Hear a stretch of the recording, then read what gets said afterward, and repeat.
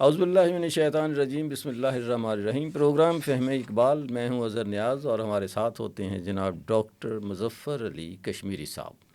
سر السلام علیکم۔ وعلیکم السلام ورحمۃ اللہ وبرکاتہ۔ سامعین حاضرین کی خدمت میں یہ سلام۔ فارسی میں حال چال کیسے پوچھتے ہیں؟ احوال شما چطور است؟ خوبم، ماشاءاللہ، خوب خیلس، یہ کیا؟ خیلی خوب، خیلی خوب است۔ اور اگر ہم کہتے اچھا ہے تو بد نیستم۔ کیا؟ بد نیستم، بد نیستم، برا نہیں ہے۔ اچھا میں کہ یہ بد نیست تو عجیب سا لگا، بد سا لگا مجھے۔ بد نیستم، بد نیستم، اچھا مطلب گزارا ہو رہا ہے۔ ٹھیک ہو گیا سر۔ لیکن ان میں خاصے جو ہیں وہ جو محاورہ ہے فارسی کا، اس میں کافی جملے جو ہیں وہ آپس میں ان کے تکرار ہوتے۔ مثلا آپ نے پوچھا حالتون چطور است، وہ کہتا خوبم، چاکر شما ہستم۔ یہ وہ جو گلی کوچوں میں ان کے محاورہ ہوتا ہے نا، میں آپ کا خادم ہوں، وہ آگے سے چاکر چاکر، نوکر چاکر، سرور ما ہستید، آپ تو ہمارے سر کے تاج ہیں۔ کیا کہنے، وہ کہتا سر درد نہ کند، آپ کا سر درد نہ کرے کہیں، خواہش بھی کنم جی۔ تو یہ ایسے ان کے یعنی تشریفاتی جو ہے جملے استعمال ہوتے ہیں۔ تو آتے ہیں جی شکوے کی طرف۔ جی بسم اللہ۔ ہم کہاں تھے اور کہاں سے شکوہ ہمارا شروع ہوگا؟ شکوہ شروع تو سن 1911 سے ہو چکا تھا۔ تقریباً یہ سن 1909 اور 11 کے دوران کا عرصہ ہے۔ تو میں ایک جگہ دیکھ رہا تھا کتاب میں، تو ذکر تھا کہ جس وقت علامہ نے یہ نظم پڑھی تھی تو ان کا لہجہ خلاف معمول تھا۔ اکثر جو نظمیں انجمن حمایت اسلام کے جلسے میں پڑھی جاتی تھی تو وہ نظمیں بڑے ترنم کے ساتھ جو ہیں وہ پڑھتے تھے، لیکن یہ نظم جو ہے وہ تحت اللفظ میں یہ تحت اللفظ میں جو ہے نا ادا کی گئی۔ اور شروع میں تو حاضرین کو کچھ اچنبھا سا محسوس ہوا، لیکن بعد میں انہوں کہ یہ اس کا حق بھی یہی تھا کہ اس کو اسی طرح ہی جو ہے وہ پڑھا جائے۔ اور بلکہ یہ ہے کہ جس وقت انہوں نے یہ نظم پڑھنی شروع کی تھی تو چند اشعار کے جو مصرے ہیں ان کے اندر جا کر جو ہے وہ انہوں نے کچھ تبدیلیاں فوری طور پر کر لیں۔ تو ابھی گزشتہ جو ہمارا سیشن تھا اس میں ہم نے بند نمبر 14 جو ہے جی وہ پڑھا تھا، جس کا آخری جو شعر ہے رحمتیں برستی ہیں اغیار کے کاشانوں پر اور برق گرتی ہے تو بیچارے مسلمانوں پر۔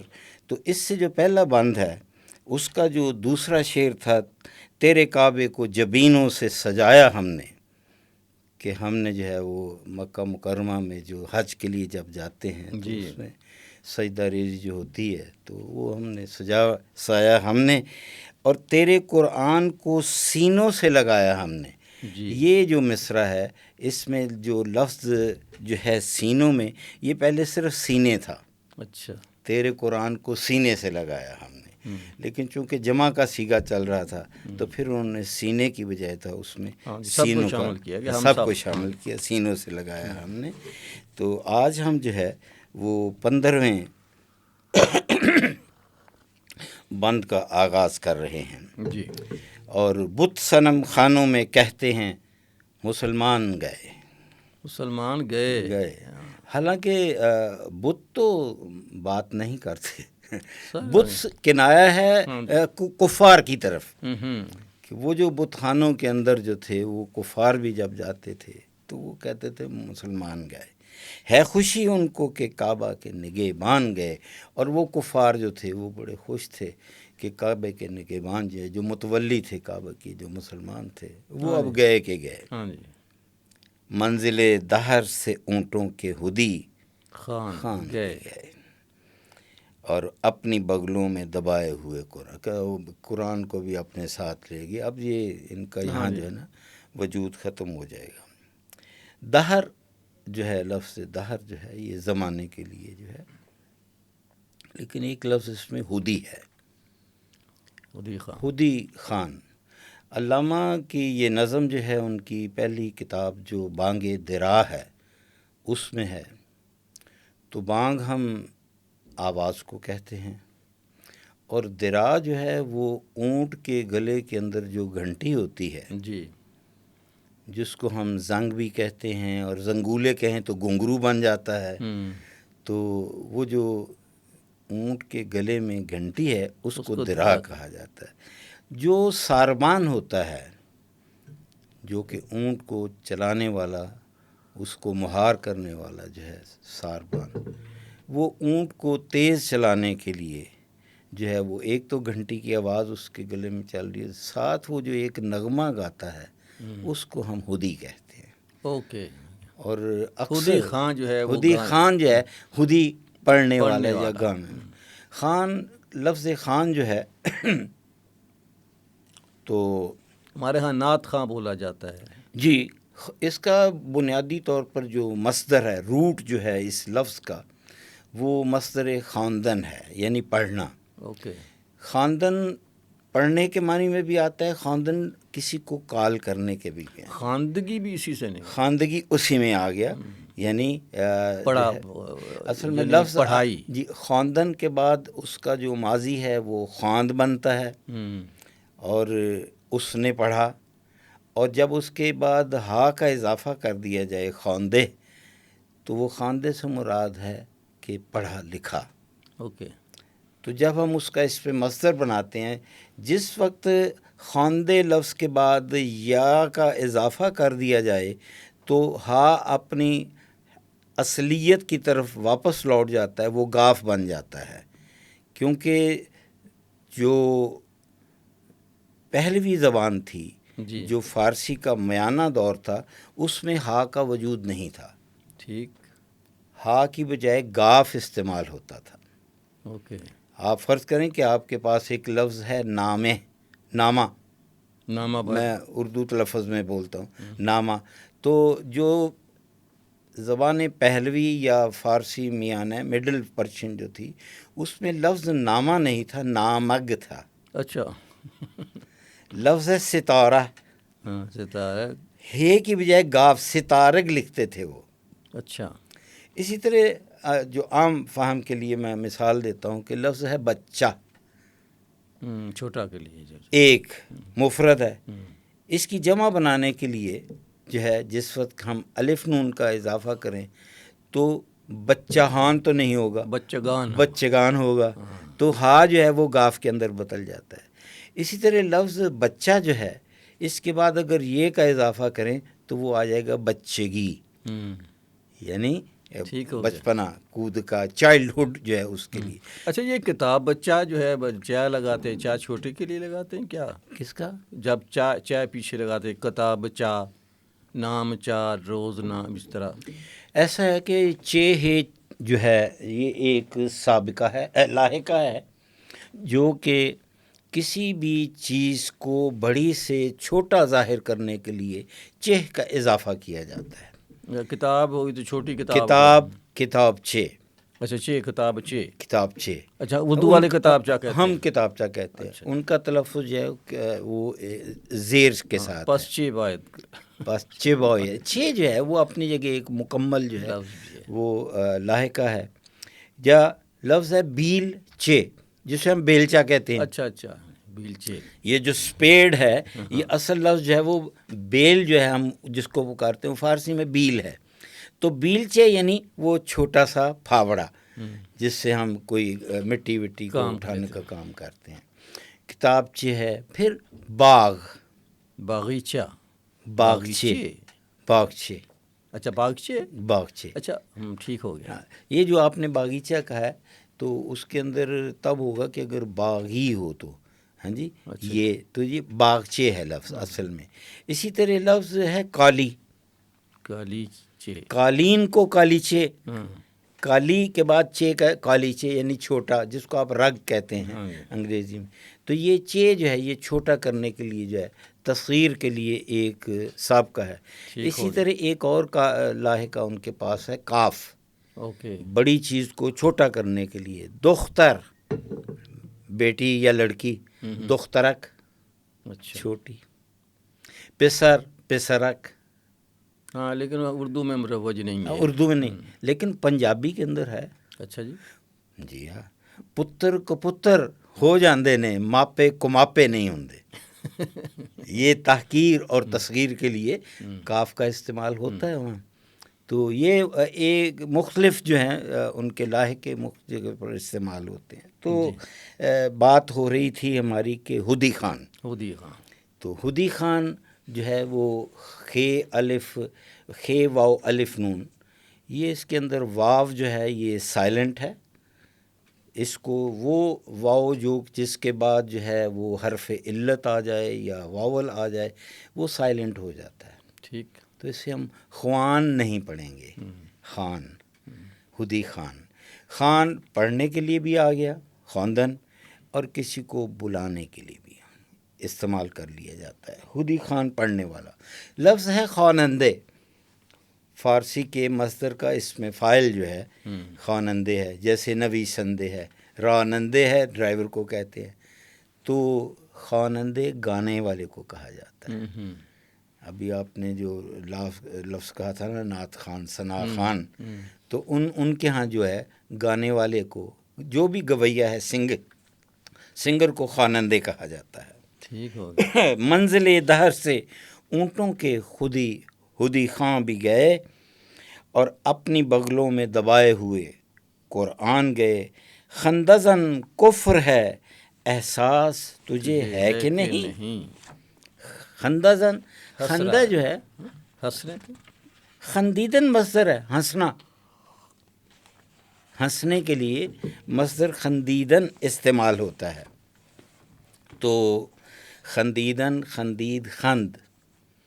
ایک لفظ ہے نیش خند. اچھا. نیش کہتے ہیں ڈنک مارنا، یعنی ایسی ہنسنی کہ دوسرے کا، سننے والے کا، دیکھنے والے کا بیڑا غرق کر دینا آپ نے. جی اس کو کہتے ہیں نیش خند. تو کسی کا تمسخر اڑا دینا، اس کو کوئی ایسے نظروں سے دیکھ لینا کہ وہ بیچارہ کہے کہ میری تحقیر کی گئی، تو اسے ہم نیش خند کہتے ہیں. تو خندزن وہ ہے جو کہ اپنا کسی پر ہنس رہا ہے، کسی پر تمسخر اڑا رہا ہے. خندزن کفر ہے، یہ کفار سارے جو ہیں یہ بڑے خوش ہیں، ہنس رہے ہیں. احساس تجھے ہے کہ نہیں، اور اپنی توحید کا کچھ پاس تجھے ہے کہ نہیں. تم جو ایک خدا کو ماننے والے ہو، تم کیا اس کا کوئی پاس رکھتے ہو. یہ علامہ نے اس بیت میں. اچھا، میں تو سمجھ رہا خدا سے کہا ہے. جی، اس میں قرآن مجید کی سورہ توبہ، جو کہ قرآن مجید کی 9ویں صورت ہے، اس کی آیت نمبر 79 جو ہے، یہ اس کی طرف جو ہے وہ اشارہ ہے کہ جو لوگ ان مسلمانوں پر طعنہ زنی کرتے ہیں، ان کا تمسخر اڑاتے ہیں، جو دل کھول کر خیرات کرتے ہیں. 2 طرح کے لوگ ہو گئے. اور ان لوگوں پر جنہیں سوائے اپنی محنت مزدوری کے اور کچھ میسر نہیں، ان کا مذاق اڑاتے ہیں. اللہ بھی ان سے تمسخر کرتا ہے. یعنی اگر تم مسلمانوں کا تمسخر اڑاتے ہو تو اللہ جو ہے وہ آپ پر تمسخر جو ہے وہ اڑائے گا، اور انہی کے لیے دردناک عذاب بھی ہے. یہ قرآن مجید جو ہے ان کفار کے لیے کہہ رہا ہے جو کہ مسلمانوں کا جو ہے تمسخر اڑا رہے تھے. اس آیت میں منافقین کی ایک اور نہایت قبیح حرکت کا ذکر کیا جا رہا ہے کہ جب رسول اللہ صلی اللہ علیہ وآلہ وسلم جنگ وغیرہ کے موقع پر مسلمانوں سے چندے کی اپیل فرماتے تھے تو مسلمان آپ کی اپیل پر لبیک کہتے ہوئے حسب استطاعت اس میں حصہ لیتے. کسی کے پاس زیادہ مال ہوتا وہ زیادہ صدقہ دیتا، جس کے پاس تھوڑا ہوتا وہ تھوڑا دیتا. یہ منافقین دونوں قسم کے مسلمانوں پر طعنہ زنی کرتے تھے. یعنی یہ 2 دھاری تلوار تھے. زیادہ دینے والے کی بابت کہتے کہ اس کا مقصد ریاکاری اور نمود و نمائش ہے کہ میں نے بہت جو ہے نا وہ پیسے دے دیے ہیں، اور تھوڑا دینے والوں کو کہتے کہ تیرے اس مال سے کیا بنے گا، تمہارے پاس تو بہت پیسے ہیں اور تم نے دیا کیا ہے؟ یا اللہ تعالیٰ تیرے اس صدقے سے بے نیاز ہے، تم دو یا نہ دو، دیتا تو زیادہ دیتا. یعنی وہ دونوں طرف جو ہے وہ تانا زنی جو ہے وہ کرتے تھے. یہ منافقین دونوں قسم کے مسلمانوں کی تانا زنی کرتے، زیادہ دینے والوں کے لیے بھی اور تھوڑے دینے والوں کے لیے. اس کے بعد جناب چلتے ہیں آگے اگلے بیت میں. اگلا جو ہمارا بند ہے، بند نمبر 16 پر آ گئے. یہ شکایت نہیں ہے ان کے خزانے معمور. معمور یعنی بھرے پڑے ہیں. نہیں محفل میں جنہیں بات بھی کرنے کا شعور. یعنی پیسہ جو ہے انسان کو عقل آداب یہ نہیں سکھاتا جی. اس کا شعور جو ہے وہ ایک علیحدہ اللہ تعالیٰ کی خاص رحمت ہے. قہر تو یہ ہے کہ کافر کو ملیں حور و قصور، اور بیچارے مسلمان کو فقط وعدہ حور. اللہ اکبر. حور اور قصور، یہ لفظ حور جو ہے عربی زبان کا لفظ ہے، اور حور جو ہے اس کے بنیادی معنی ہیں کہ بہت ہی سفید جسم والی اور سیاہ آنکھوں والی، جس کی آنکھوں کی سیاہی بھی بہت سیاہ ہو اور اس کی سفیدی جو ہے وہ بہت سفید ہو، ایسی عورت جو ہے اس کو جو ہے وہ حور کہا جاتا ہے. لفظ حور جو ہے یہ جمع کا لفظ ہے. اچھا. عربی میں جو اس کا جو ہے مفرد بظاہر جو ہے وہ حورا ہے. اچھا. ہے واو رے اور اس کے بعد یا پر کھڑی الف ہے، حورا مفرد ہے، جس کی جمع حور ہے. لیکن فارسی اور اردو میں جو ہے وہ حور کا لفظ جو ہے وہ مفرد کے لیے استعمال اور حوریں استعمال کر رہے ہیں. حوریں یا پھر وہ فارسی میں حوران، فارسی میں حوران ہے اور اردو میں جو ہے وہ حوریں اس کی جمع جو ہے وہ استعمال کی جاتی ہے. تو ساتھ ہی دوسرا لفظ ہے حور و قصور. قصور لفظ کسر کی جمع ہے، کاف صاد رے کسر کی جمع ہے. کسر کے معنی بظاہر ہے قطع کیا ہوا، چھوٹا کیا ہوا، بڑی چیز کو چھوٹا کر دیں وہ بھی کسر ہے. کسی کو منع کرنا اس کے لیے بھی کسر ہے. اور یہ کسر جو ہے ہمارے ہاں جو دینی ایک اصطلاح نماز کسر، ہاں جی، وہاں بھی استعمال کسر نماز پڑھ لیتے ہیں. جیسے کہ ہم صبح کی 2 فرض، پھر ظہر کے 2 فرض، عصر کے 2 فرض، مغرب کے 3 فرض، عشاء کے لیے جو ہے وہ صرف فرض جو ہے صرف فرض پڑھنے، باقی جو ہے وہ ٹریول. تو یہ جو ہے کسر کا ایک معنی جو ہے وہ یہ بھی ہے. لیکن اس کا ایک معنی جو ہے وہ ہے محل، جس کو آپ کاخ بھی کہتے ہیں فارسی زبان میں. فارسی زبان میں ایک لفظ کوشک بھی ہے. کوشک جو ہے وہ بھی محل کے لیے استعمال ہوتا ہے، لیکن ایک کے لیے. تو کسر کی جمع جو ہے وہ قصور جو ہے وہ ہے. لیکن جس وقت ہم جو ہے وہ کسر سما کہتے ہیں تو یہ اشارہ مختلف افلاک کی طرف ہے کہ ہر فلک جو ہے وہ بھی ایک. یہ جو کیسر و کسرا جو تھا وہ بھی وہ کاف جو ہے وہ کاف کلمن سے شروع ہوتا ہے. سین وہ سین ہے اور کاف بھی جو ہے وہ 2 نقطے والا نہیں ہے. اصطلاحاً جو ہے جس وقت ہم ان دونوں کاف کا فرق بیان کرتے ہیں تو جو کاف 2 نقطے والا ہے اسے ہم کاف کرشت کہتے ہیں. اور جو دوسرا کاف جسے ہم اکثر کش والا کہتے ہیں کوئی کچھ، اور گاؤں میں تو اس کو ہم کاف کینچی والا کہتے ہیں، اور دوسرا کاف کتے والا بھی سمجھاتے ہیں، لیکن وہ غلط ہے. ادبیات میں جو ہے وہ کاف جو ہے اس کو ہم کاف کلمن کہتے ہیں. قصر جو ہے وہ اگر ہم کاف کرشت کاف 2 نقطے والے سے اور ساتھ کے ساتھ لکھیں تو اس کے معنی محل کے بھی ہیں، اس کے معنی کسی کی چیز کو چھوٹا کرنا، کم کرنے کے معنی میں بھی ہے. لیکن جیسا آپ نے فرمایا کہ کسرا، تو اس کے لیے ہم کاف کلمن اور صاد کی بجائے سین اور رے استعمال کریں تو وہ لفظ جو ہے وہ کسرا بنتا ہے، جو کہ عجمی بادشاہوں کا لقب تھا۔ جی، یہ اس زمانے کی بات ہے جس وقت دو سپر پاور تھی، ایران اور روم، یہ دو فقط سپر مملکتیں تھیں۔ تو اس وقت جو روم کے بادشاہ ہوتے تھے وہ کیسر اور ایران کے کسرا، اور اس وقت جو ہے وہ جو روس کے تھے اہل بادشاہان وہ اپنے نام کے ساتھ زار لگاتے تھے۔ تو یہ مصر کے فرعون لکھاتے تھے، یا بغداد کے نمرود لکھتے تھے، ان کے ہر ایک جو ہے انہوں نے اپنا ایک ٹائٹل جو ہے رکھا ہوا تھا۔ تو قہر تو یہ ہے کہ کافر کو ملیں حور، یہ کیا غضب ہے یہ کہ جو اللہ کا نام نہیں لیتے جو ہے ان کو حوریں بھی مل رہی ہیں، ان کو محلات بھی مل رہے ہیں، اور بیچارے مسلمان کو فقط وعدہ حور، اور ہمیں کہتا نیک کام کرو تمہیں وہاں اگلے جہان جا کے، وہ بھی نادیدہ ایک جہان ہے، یہ ایک جہان معنوی۔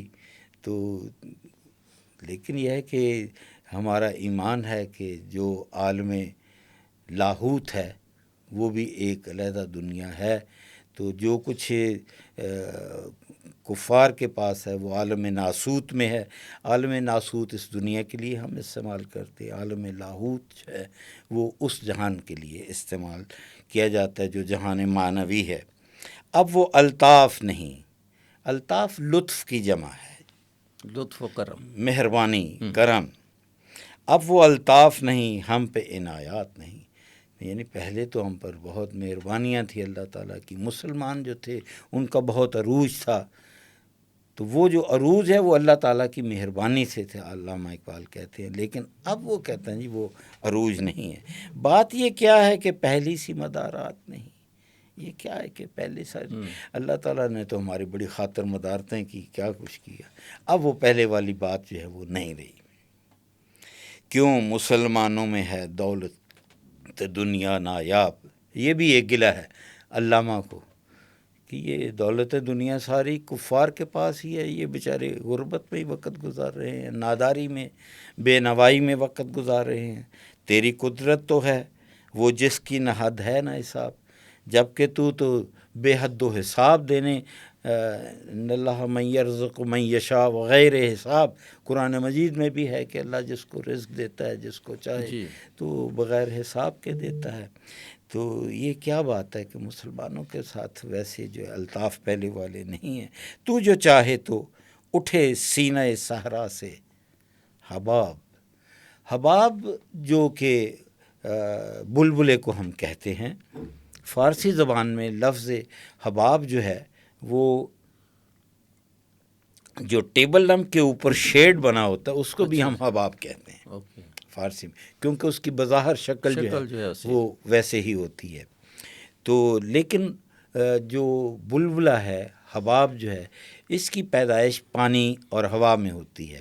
اب صحرا میں پانی کہاں، تو اگر تو چاہے تو لیکن یہ ایک اللہ تعالیٰ کا معجزہ ہے کہ صحرا میں بھی حباب پیدا ہو جائے، اور راہ روے دشت ہو، یعنی صحرا میں چلنے والا ہو، سیلی زدے موجے سراب۔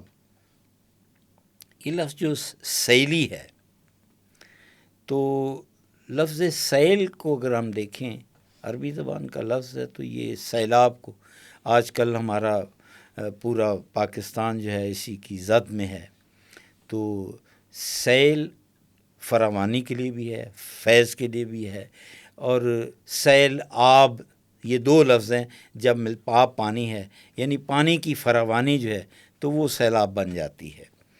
تو راہ روے دشت ہو، سیلی زدے موجے سراب، سراب وہ ہے کہ جو کہ صحرا کے اندر جو ہے نظر آتا ہے، آپ کو ایسی ایک دھوکا، ایلوژن جو ہے، میراج بھی اسے کہا جاتا ہے، التباس۔ جی ہاں۔ اور جس وقت ایک انسان جو ہے اپنے ہاتھ کی یہ انگلیاں چار اکٹھی کر لے، اور ان انگلیوں کو کسی کی گردن پر ایسے مارتا ہے، یہ ہے سیلی زدن۔ یعنی وہ کہتا ہے کہ دشت کے اندر، صحرا کے اندر جو ہے ایک جو سراب ہے وہ جو ہے اس کے منہ پر جو ہے نا وہ تھپڑ رسید کر رہا ہے یا جو اس کے اوپر مار رہا ہے. حالانکہ دونوں چیزیں جو ہیں یہ ایک ظاہر دیکھنے میں ہی ہے، اس کے بعد جب قریب جائیں گے تو وہ سراب جو ہے وہ ختم ہو جاتا ہے. تان اغیار سے، تان اغیار ہے، تان اغیار ہے، رسوائی ہے، ناداری ہے. تان اغیار ہے، یہ کفار لوگ تانے دے رہے ہیں. رسوائی ہے، یہ ہماری رسوائی ہو رہی ہے. اور ناداری ہے، ہمارے پاس مال دولت بھی نہیں ہے. یہ جو مصرع ہے اس میں بھی علامہ نے نظم پڑھنے سے پہلے تھوڑی سی تبدیلی اس میں کی تھی. جہاں لفظ رسوائی ہے اس کے بعد انہوں نے یہ کیا کہ تان اغیار ہے، رسوائی و ناداری ہے. واو کا لفظ جو ہے اس کو ہم واو عطف کہتے ہیں ادبیات میں، جو دو الفاظ کو آپس میں جوڑ رہی ہے. تو وہ جو ہے انہوں نے ہے کی بجائے جو ہے واو لگا کر دونوں کو اکٹھا کر لیا، رسوائی اور ناداری ہے. تو جس وقت علامہ نے یہ نظم پڑھی، جب یہ جو بند کا آخری حصہ جب پڑھا تو آپ نے پڑھا کہ تان اغیار ہے، رسوائی و ناداری ہے کو ختم کر دیا تھا. تو واو کو ختم کر کے اس کی جگہ ہے لیا. کیا تیرے نام پہ مرنے کا عوض خواری ہے؟ یہ ہم مسلمان جو تیرے نام پر اپنی جان قربان کر رہے ہیں، شہید ہو رہے ہیں تیری راہ میں، تو عوض کے معنی ہوتا ہے بدلے میں. عوض کیا تیرے نام پہ مرنے کے عوض، کیا تیرے نام پر شہید ہونا یا جان دینا اس کا بدلہ یہ وہ خواری ہے کہ ہماری قوم یہ ذلیل و خوار ہو رہے ہیں ہم مسلمان. بنی اغیار کی اب چاہنے والی دنیا، یہ دنیا جو ہے وہ انہی کی ہے، انہی کو چاہ رہی ہے جو کہ اللہ سے غیریت جو ہے جنہوں نے جو ہے وہ اپنائی ہوئی ہے، جو تمہاری فرما برداری نہیں کر رہے. رہ گئی اپنے لیے ایک خیالی دنیا، اور ہمارے لیے تو آپ نے جو کچھ ہے خیال دے دیا. ہاں بھئی حوریں مل جائیں گی، یہ ہو جائے گا، نیکی کرو وہ کرو. ہم تو رخصت ہوئے اوروں نے سنبھالی دنیا، اور پھر نہ کہنا ہوئی توحید سے خالی دنیا. اور اگر یہی حال رہا، اگر مسلمان نہ رہے تو اللہ کا نام لینے والا کون ہوگا؟ یہ دنیا تو ان سے خالی ہو جائے گی. ہم تو جیتے ہیں کہ دنیا ہے، ہم تو جیتے ہیں کہ دنیا میں تیرا نام ہے رہے. ہم تو جیتے ہیں کہ دنیا میں تیرا نام رہے. کہیں ممکن ہے کہ ساقی نہ رہے، جام رہے.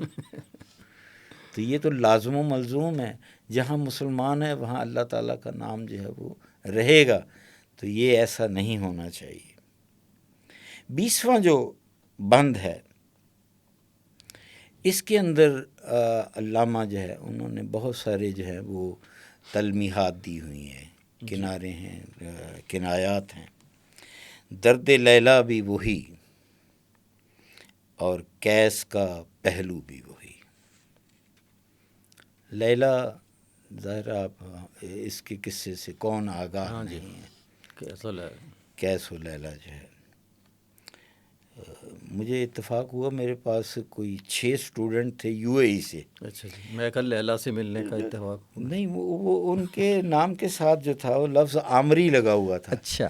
تو چونکہ لیلا اور مجنو دونوں قبیلہ بنو عامر سے تھے، اوکے، تو وہ عامری قبیلہ ان کا. یہ تو لیلا کہتا ہے جی ہمارے وہی آبا و اجداد تھے.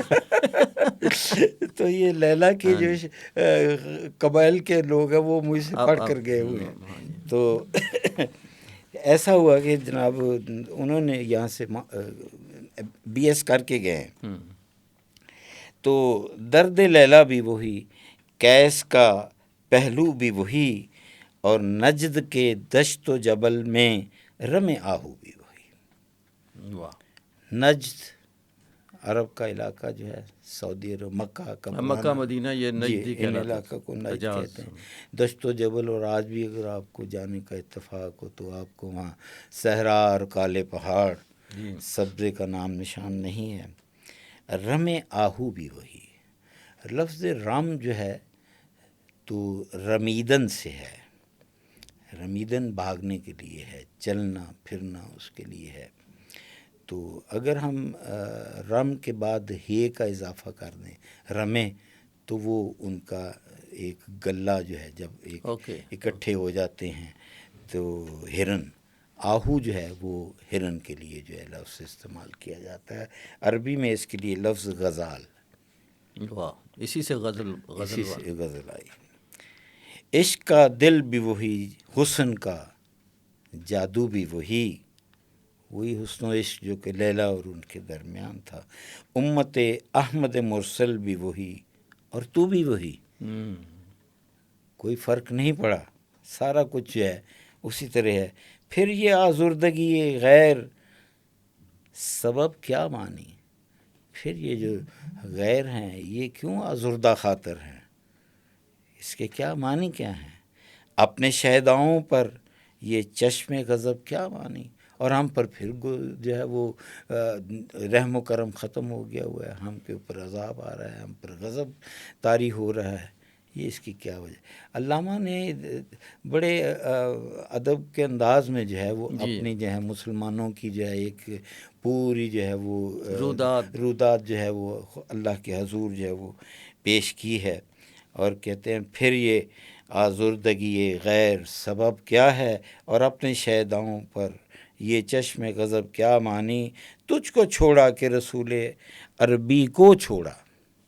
جس نے خدا کو چھوڑ دیا اس نے اس کے رسول کو بھی چھوڑ دیا، کیا یہ واقعی ٹھیک ہے؟ سوال ہے یہ، تو مطلب کیا ہم نے اسے نہ رسول کو چھوڑا نہ تمہیں چھوڑا، یہ سوال ہے۔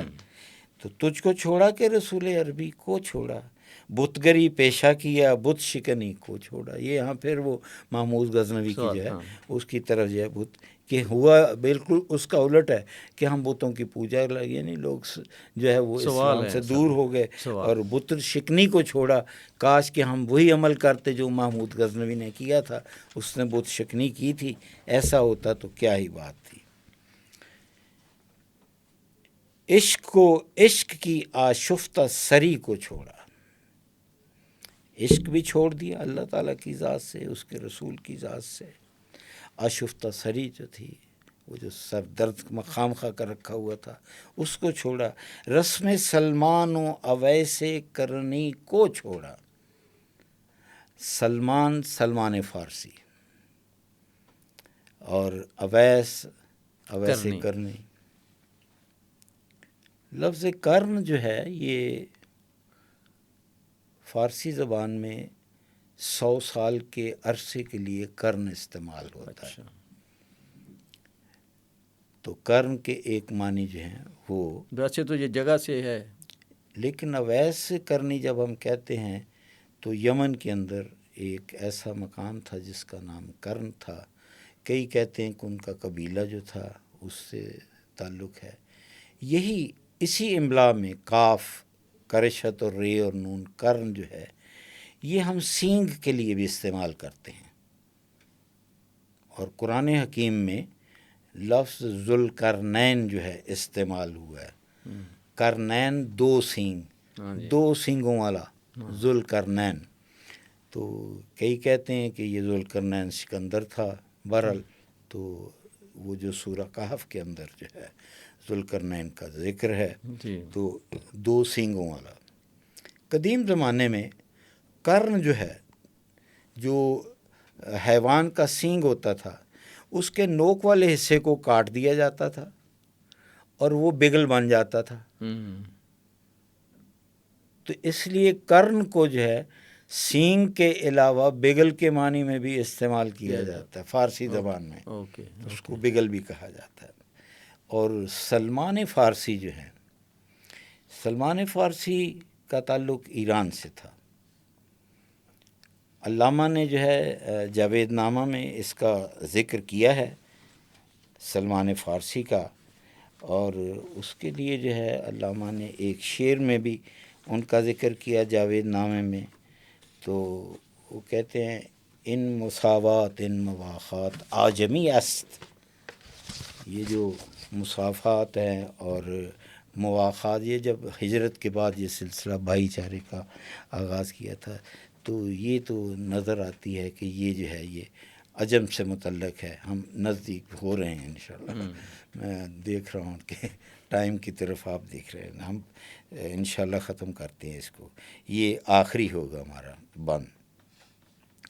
تو سلمان فارسی جو تھے وہ در حقیقت جو ہے ایران کے اندر ان کی رہائش تھی، اور ان کا اس زمانے میں جو مذہب تھا وہ مزدکی تھے. اہل ایران کا کہنا ہے کہ ان کے ہاں جو ہیں وہ 2 پیغمبر گزرے ہیں، ایک زردشت اور ایک جو ہیں وہ مزدک. ایک مانی بھی ہے تیسرا. تو مانی جو ہے اس نے اپنا مذہب جو ہے وہ مانوی کے نام سے پرچار کیا، اور جو مزدک تھا تو اس کے بھی پیروکار موجود تھے. اور سلمان فارسی جو تھے وہ نسلاً ایرانی تھے، اور اس لیے وہ فارسی کہلائے. سلمان فارسی کو ان کے جو ایک مذہبی رہنما تھے اس نے کہا تھا کہ نجد کے اندر ایک پیغمبر جو ہیں ان کا نزول ہونے والا ہے، تو اگر تم ان کے پاس پہنچ جاؤ تو کیا ہی بہتر ہے. تو یہ کسی طرح جو تھے بکتے بکاتے وہاں پہنچ گئے. آپ صلی اللہ علیہ وآلہ وسلم کی خدمت میں پہنچ گئے، اور وہاں ان کو اتنا قرب حاصل ہوا کہ ایک بار رسول پاک نے فرمایا کہ سلمان ازماس، سلمان ہم میں سے ہے، وہ اہل بیت میں سے ہے. دین اسلام انہوں نے قبول نہیں کیا تھا، اور کہتے ہیں کہ ایک دن آخر رسول پاک نے فرمایا کہ ایسا ہے کہ یہ میری کمر سے آپ جو کرتا ہے اس کو ذرا اونچا کر لو. تو جب اس نے اونچا کیا تو آخری جو بات رہتی تھی وہ مہر نبوت تھی. تو وہ جب اس کو دیکھ لیا تو اس دن وہ مشرف بے اسلام ہوئے. اور اس بارے میں لکھا جاتا ہے کہ سلمان وہ شخص تھا جس نے اسلام تحقیق کے بعد جو ہے وہ قبول کیا. تو اس نے جو باتیں سن رکھی تھیں ایک ایک پر اس نے دیکھا، اسے کہا بالکل یہی نبی جو ہیں وہ برحق ہیں. جنگ احزاب یا جنگ خندق جب ہوئی تو سلمان فارسی کی ہی تجویز تھی کہ یہ خندق جو ہے یہ کھودی جائے.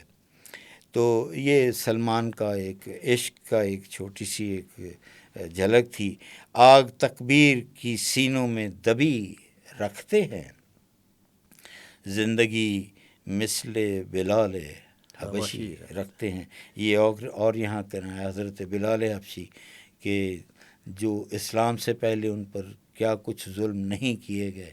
کہتے ہیں کہ گرمی میں ان کے سینے پر پتھر رکھ دیے جاتے تھے، لیکن وہ کہتے تھے میرے منہ سے لفظ احد ہی نکلے گا، ایک اللہ کا لفظ ہی نکلے گا. اور پھر بلال حبشی جو تھے وہ اتنے رسول پاک کے قرب ان کو حاصل ہوا کہ وہ مؤذن رسول ہوئے. اور کہتے ہیں کہ آج بھی جو خانہ کعبہ کی جو کلید بردار ہیں، چابی جن کے پاس ہے، وہ انہی کے جو ہیں وہ خاندان سے لوگ ہیں. تو نہیں سر سننے میں آیا. تو آپ کی تحقیق ہو سکتی کیونکہ وہ تو حبشہ سے ہیں، وہ وہاں کے لوکل نہیں، لیکن وہ تو پھر بعد میں آپ کے پاس رہے نا. حضرت بلال حبشی آپ کی خدمت میں رہے، ان کی وفات بھی یہیں ہوئی.